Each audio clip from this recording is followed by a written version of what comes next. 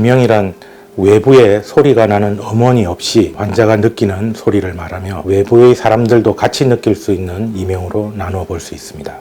이명은 주로 원인 발생을 보면 가장 대표적인 것은 난청 때문에 발생하는 것이 가장 많습니다. 여러 가지 원인에 의해서 소리를 잘 듣지 못하게 되면 그것으로 인해 청력이 떨어지면서 이명이 동반되는 증상으로 나타나는 경우가 많습니다. 물론 청력 검사상으로는 증명되지 못한 청력계 이상으로 인해서 생기는 이명도 있습니다. 난청과는 별도로 여러 가지 원인에 의해서 환자가 느끼게 되는 이명도 있어서 그 원인에 대한 적극적인 검사가 필요합니다.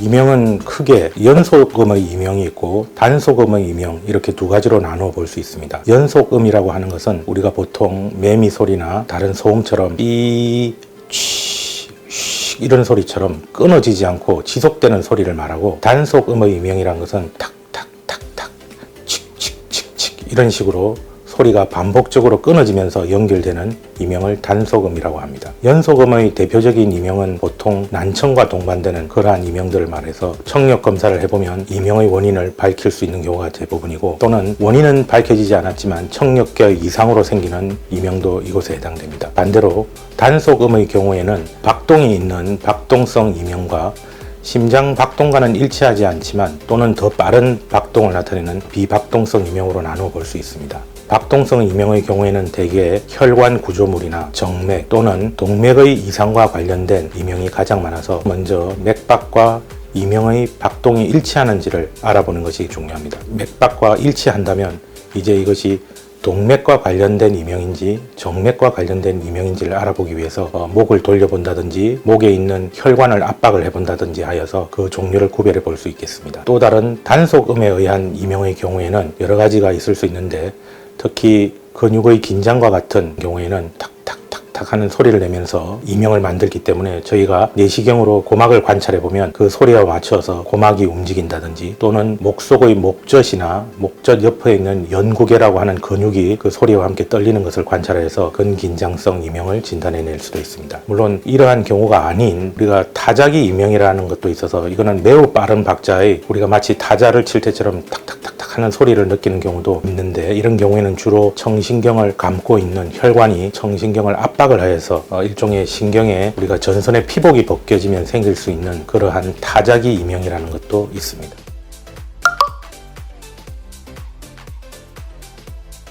이명은 하나의 증상이기 때문에 이 증상이 발생한 원인별로 각각의 치료가 필요하겠습니다. 조금 전에 이제 이명의 구별에서도 봤듯이 이명을 일으킬 수 있는 원인은 가장 대표적인 것은 역시 난청이 되겠습니다. 난청을 일으킬 수 있는 여러 조건들, 가장 대표적으로는 외이도를 막는 비이지라든지 또는 외이도 이물 또는 중이염, 이런 것으로 인해서 청력이 떨어졌을 경우에 이명의 가장 큰 원인이 될 수가 있고, 또 다른 원인으로는 근육의 긴장과 같은 그런 것도 원인이 될 수 있습니다. 전신적인 질환으로서 빈혈 같은 경우에 혈압이 올라가면서 박동이 커지면서 이명을 느끼는 경우도 있고, 혈압이 조절되지 않거나 또 내분비 기관, 특히 갑상선 기능이 강화되었을 때 이런 경우에도 우리가 맥박을 느낄 수 있어서 이명의 한 원인이 될 수 있습니다. 그래서 환자분들이 병원에 내원하시게 되면 여러 가지 검사를 해보고 혈액 검사나 심전도 이런 촬영을 하면서 그것이 이제 혈관과 관련된 이명이 의심될 때는 CT나 MRI까지 촬영하게 되는 경우도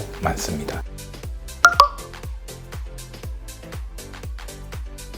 이명이 악화될 수 있는 요인에는 우선 난청이 심해지는 경우가 있겠습니다. 환자들이 여러 가지 소음에 노출된다든지 또는 돌발성 난청이라고 하는 그런 질환에 의해서 청력이 갑자기 떨어졌을 때 평소에 느끼지 못하는 이명을 느끼게 되거나, 또는 평소에는 미약하게 느끼던 이명이 크기가 증가되면서 또는 빈도가 증가되면서 이명을 크게 느끼는 경우가 많습니다. 심한 스트레스를 받은 상황에서 이명이 종종 발견되기도 합니다. 또한 카페인이나 이런 음료를 과하게 섭취하는 경우에 카페인에 의한 맥박이나 혈압이 증가되는 작용에 의해서 이명이 악화될 수도 있습니다. 또한 환자들 중에 평소 정신과적인 우울증이나 힘듦을 잘 호소하는 분들이 보통 환자들에 비해서는 이명에 더 훨씬 취약할 수 있겠습니다. 그래서 환자들이 방문했을 경우 최근에 그런 정신적인 스트레스나 어려움이 없었는지를 반드시 문진을 하고, 정신과적 질환이 계신 분들은 정신과적 질환을 철저히 치료할 수 있도록 지도를 하고 있습니다.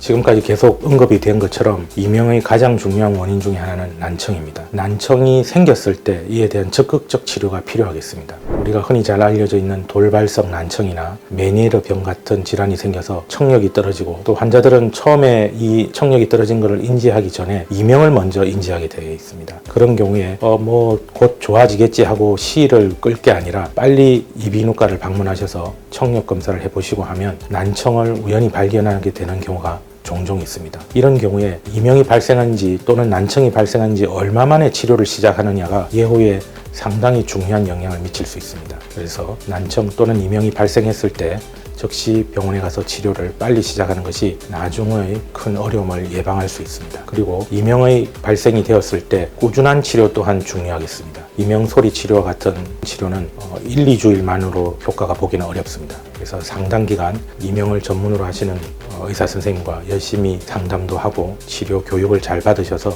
성공적인 이명 치료를 일으킬 수 있겠습니다.